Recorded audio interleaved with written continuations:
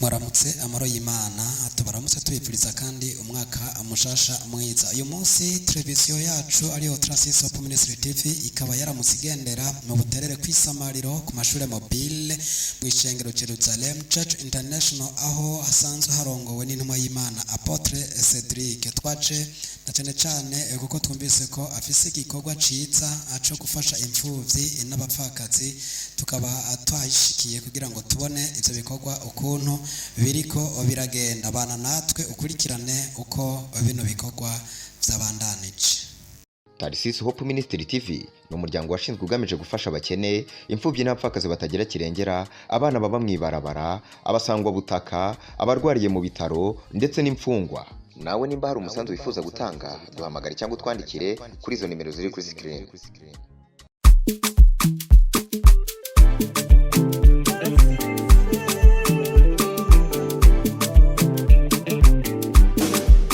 Suko abarozi babinezerewe, suko abasi babikunze ko twobaho, ariko ni kubera Imana yabikunze ko tubaho turi bazima. Reka rero tuvyaguruke. Turagushima Mana nziza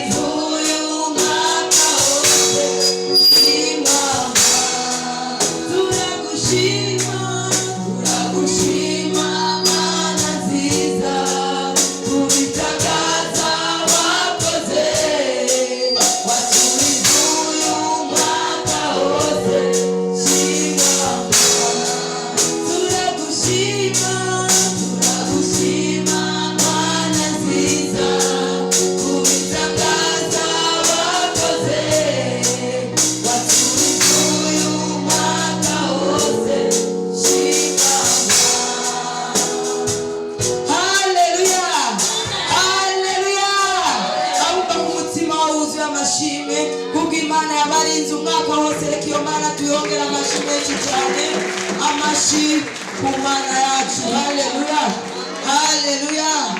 Turabona umuvyeyi wacu yamaze kugira mu itorero. Reka twinginge abavyagiye bose bavyaguruke kugira duhe Imana icubahiro, kugira tumwakire ku mashimeshi cyane. Reka tumwakire ku mashimeshi cyane. Amashi kumana yacu, amashi kumana yacu. Reka iyo Mana tuyivugirize impundu, impundu kumana yacu, impundu kumana yacu, impundu kumana yacu. Kaze, kaze, kaze. Imana ibahezagire. Amen. Turavuze kandi Imana ibagirire neza. Amen. Imana yacu bubi wanyu mu izina rya Yesu. Amen.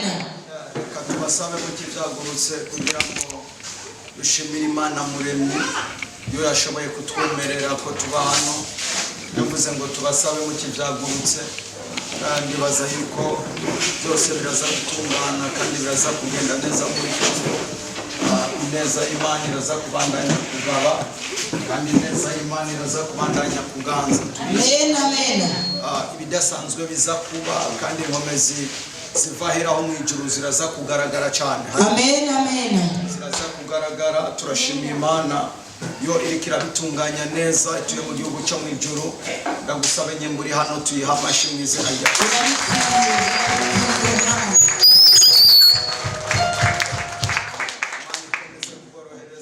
Amen. kubagirira neza cyane. Amen. Nezero kubuntu bw'Imana. Amen. Dusabe abaririmbyi kugira ngo basubire kubyagira ubuntu bw'isumba byose buganze. Urakoze. Bakomera amashi bariko barabyagira.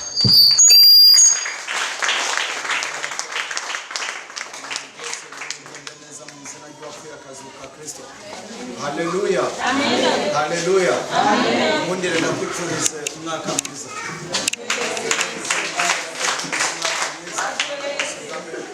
Mani kuragiye kandi Mani kugirire neza. Amen. Amen.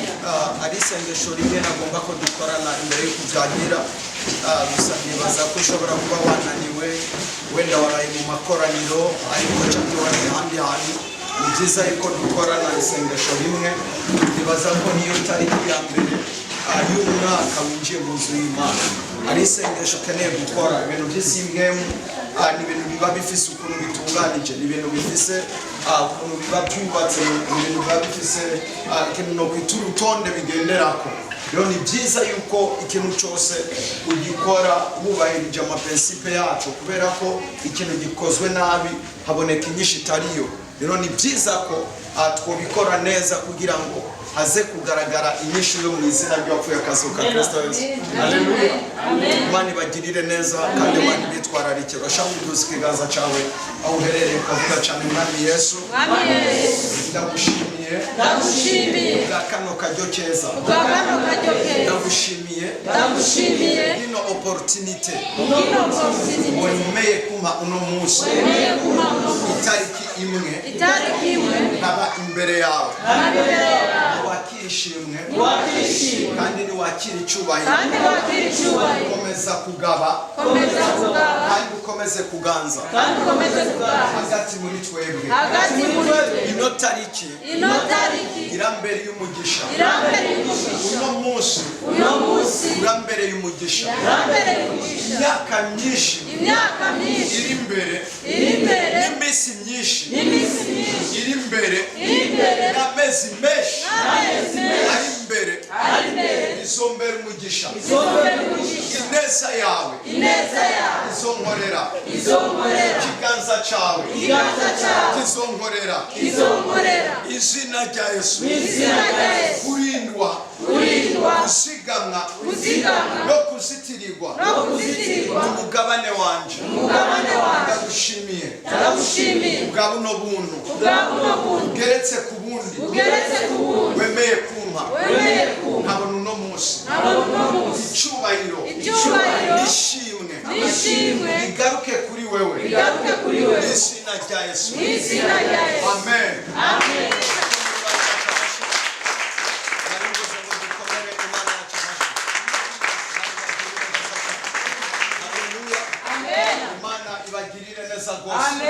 Imana ibarengere kandi Imana ibakomeze cyane, ubuntu bwisumba byose bukomeze kubiwanyu.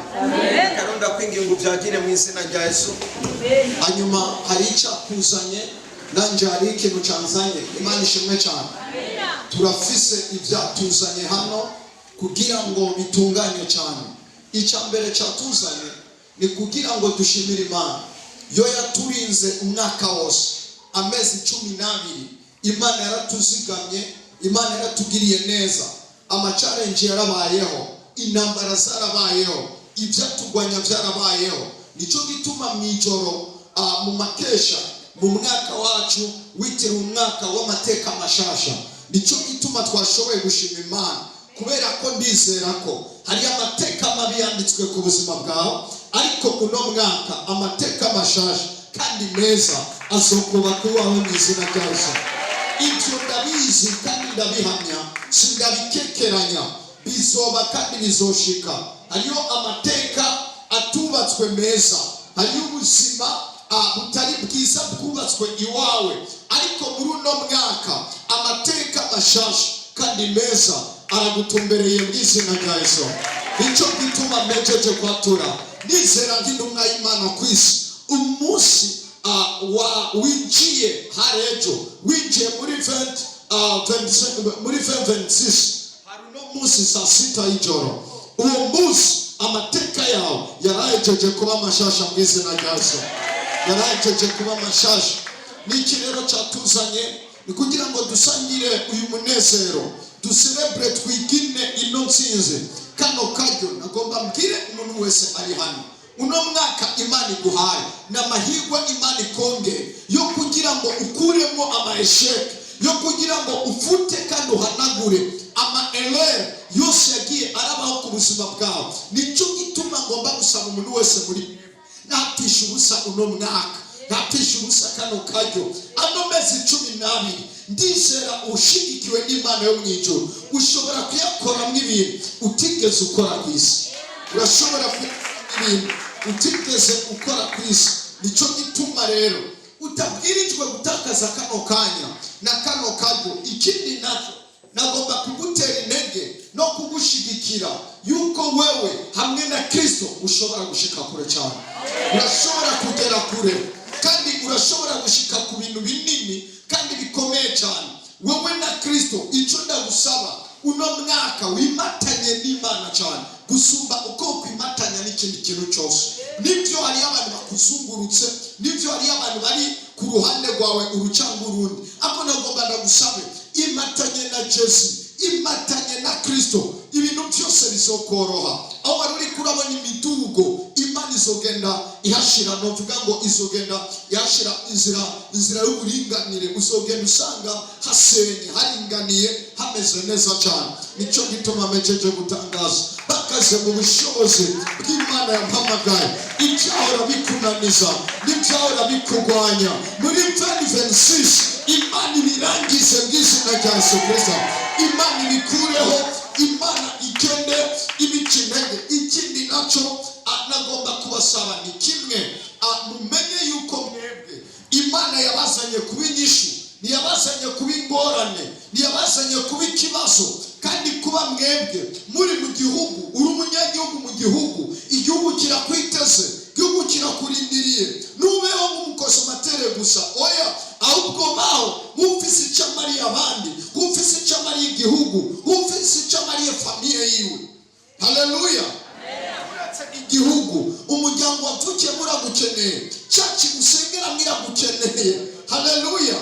Mwiriwe mwicaranye ngo wowe urakenewe, wowe urakenewe. Haleluya. Wowe urakenewe, mu gihugu urakenewe, mu itorero urakenewe, muri sosiyete urakenewe, ahantu hose urakenewe. Haleluya. Wowe urakenewe, nicyo gituma utabwirijwe kwirengagiza ibi. Wowe urakenewe, igihugu kiragukeneye, ababyeyi bakwibarutse baragukeneye, abo mwavukanye baragukeneye. Wowe urakenewe, nicyo gituma ino opportunity, ano mahirwe utoyapisha ubusa. Dupfisha ubusa no mahirwe. Hariyo mahirwe Imana ikugiriye yo kubona uno mwaka, hari ibintu Imana igomba gutunganya iwawe. Haleluya. Umwe mu bo twari kumwe ejo ndamuko kandi harajijwe rirambwira ngo humura Cedric muno mukundwa cyane, humura amajambo yawe yarumvise, ngomba nkubwire wowe umaze igihe uri kurarira, amagogo yawe Imana yarayumvise, amarira yawe Imana yarayumvise. Nicyo gituma hari umuntu Imana umwe uno munsi iriko irakoresha kubera wewe. Hari umuntu Imana iriko irakoresha, hari umuntu ijuru riko rirakoresha. Imana ntiyari guhagurutsa umuntu akumenya ku byo kurya by'umunsi, Imana itabonye kuno munsi ubikenye. Imana irazi ibibazo byawe, Imana irazi ingorane zawe, Imana irazi ingwara ugendanye igihe kininiya, Imana irazi ubumuga bwo mu mubiri wawe, Imana irazi ukuntu abantu bakujyanutse, Imana irazi byose, amadetaye yose yo ku buzima bwawe Imana irayazi. Haleluya. Reka ndagusaba ntusubire guhagarika umutima. Ndavuze ngo ntusubire guhagarika umutima, ntusubire guhagarika umutima. Ibyaha byose Imana irabizi, ntusubire guhagarika umutima. No, bamaso gusa, witekanire, urabe ingene Yesu aza kukugirira neza, urabe Yesu ingene aza kugutabara, urabe ingene Yesu aza kukwiyereka. Haleluya. Yesu abahezagire, Yesu abagirire neza. Nagomba kubaza imbere yuko tugira ikindi cyose twokora, ninde muntu yumva atarigira yakira Yesu, yumva ko uno munsi ashobora kuvuga ati jewe ndabyo urukundo Imana inkunda naho ntabibere, numva nanje uno munsi no garagaza ko ndayikunda mu kwakira Kristo nk'umwami n'umukiza mu buzima bwanjye. Ninde muntu ari ngaho yumva yohaguruka uvuga ati je numva no kwakira Yesu, je numva no kwakira. Ringa hari imyaka myinshi, hari birebire wagendeye mu byisi, n'ubu birashikuka ukibigenderamo, ariko nta mahoro bifise. Nagomba ndababwire isi nta mahoro yigera itanga, ahubwo isi iribagiza ibibazo mu kanya gato.